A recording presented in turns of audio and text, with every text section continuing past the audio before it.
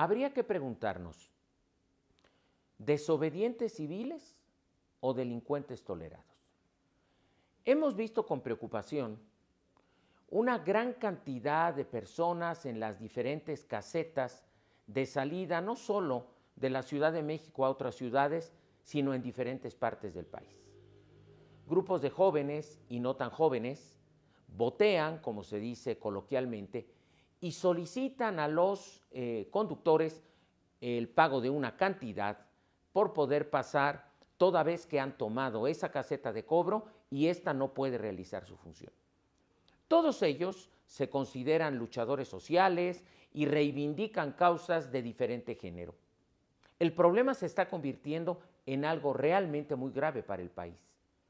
Algunos datos arrojan que por lo menos se puede considerar que se dejan de ganar en esas casetas entre 4 y 5 millones de pesos diarios. Quienes están en la caseta México-Cuernavaca logran recuperar, estos jóvenes que están ahí, 120,000 pesos en 2 horas. La pregunta es, ¿para qué trabajan? Es mejor tomar casetas en México. El problema, insisto, es enormemente serio y tiene que ver con una confusión conceptual y práctica entre la llamada desobediencia civil y la simple violación del derecho. En este canal hemos sido muy enfáticos en que la obediencia a las leyes es determinante para el buen curso de las democracias, de los estados de derechos y para la vida cotidiana de los ciudadanos. Técnicamente, la desobediencia civil fue producto del trabajo y la actividad política de un autor norteamericano, Henry David Thoreau. Henry David Thoreau, o Thoreau, como lo quieras pronunciar, era un pensador, escritor y naturista norteamericano que vivía en Boston. Thoreau es famoso, entre otras obras, por un libro muy conocido que se llama Walden, donde narra su vida en solitario en los bosques de Massachusetts. Lo interesante de Thoreau, quizás lo más conocido, es que es el creador de la famosa tesis de la desobediencia civil, una que fue utilizada por luchadores sociales como Martin Luther King, el propio Gandhi, y que lo que hace es oponerse pacíficamente a aquellas políticas públicas o acciones del gobierno que se consideran injustas, de forma pacífica, pero efectivamente vulnerando la ley, para poner en evidencia la injusticia, la inmoralidad, la incorrección de un programa de gobierno. Thoreau se opuso a la guerra que le costó a México prácticamente la mitad de su territorio. Evidentemente, hago alusión a la guerra entre México y Estados Unidos, que duró 2 años, de 1846 a 1848. Thoreau se opuso a dicha guerra con actos de desobediencia civil. Lo que hizo fue dejar de pagar impuestos. El argumento de Thoreau, que se sigue utilizando en la actualidad, es que los buenos ciudadanos deberían de manifestarse en contra, en este caso, de una guerra injusta. Y él decía que el gobierno de los Estados Unidos, en lugar de aplicar esos fondos que recaudaba con impuestos para la compra de armas en una guerra injusta, tenía que dedicarlos para aquello para lo que deben servir los impuestos, es decir, la construcción de carreteras, de hospitales, de escuelas, de servicios públicos en general. Thoreau es detenido y llevado a prisión, y después liberado por sus amigos. Pero con esto dejó un ejemplo muy claro. Los buenos ciudadanos tienen que oponerse pacíficamente con acciones como esta, dejar de pagar impuestos, para evidenciar e hiperbolizar la gravedad de las acciones injustas que a veces comete el Estado. Bueno, en México tenemos imitadores de Thoreau, supuestos luchadores sociales que toman casetas y cobran a los automovilistas o los amenazan para obtener una ganancia.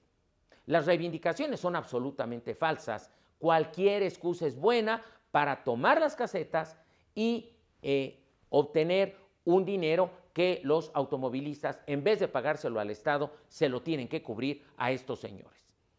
se ha convertido en un pingüe negocio.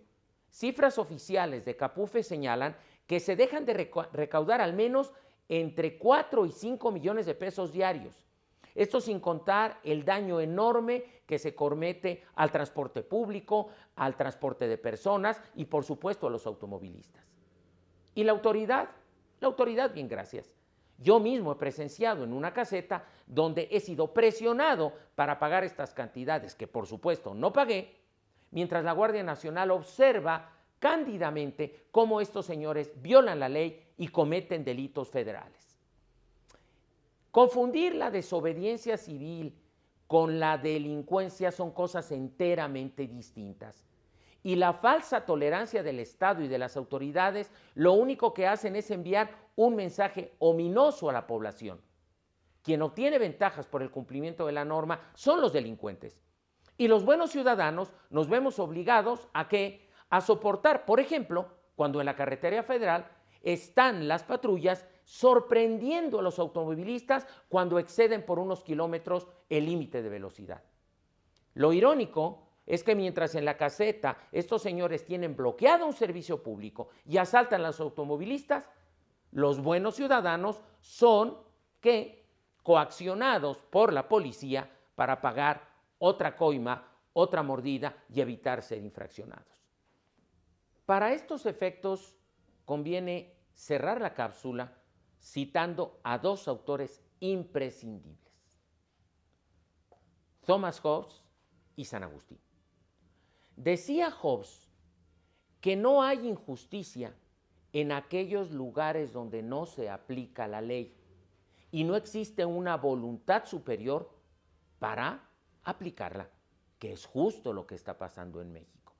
Y por supuesto, San Agustín acotaba que lo que distingue al Estado de una sociedad de hombres perversos y abyectos es el respeto a la ley y la búsqueda de la justicia. Con los supuestos actos de desobediencia civil, que no son otra cosa que excusas para cometer delitos, y su falta de sanción, insisto, el mensaje que se manda a la población es ominoso. ¿Con qué autoridad moral, jurídica o política se le pide a los buenos ciudadanos que cumplan la ley cuando reciben un trato de segunda o de tercera y quienes reciben los privilegios son no los desobedientes civiles, sino los delincuentes tolerados? Voy a robarte 2 segundos más. Del lado derecho encontrarás un playlist que te da cuenta de todos los videos de los jueves, estas cápsulas donde reflexiono sobre temas de derecho, justicia y derechos humanos. Y también está la referencia de todos los programas Álvarez dice Álvarez que filmamos con el licenciado Eduardo Álvarez los jueves en este programa. Por supuesto, suscríbete y a los videos dale like.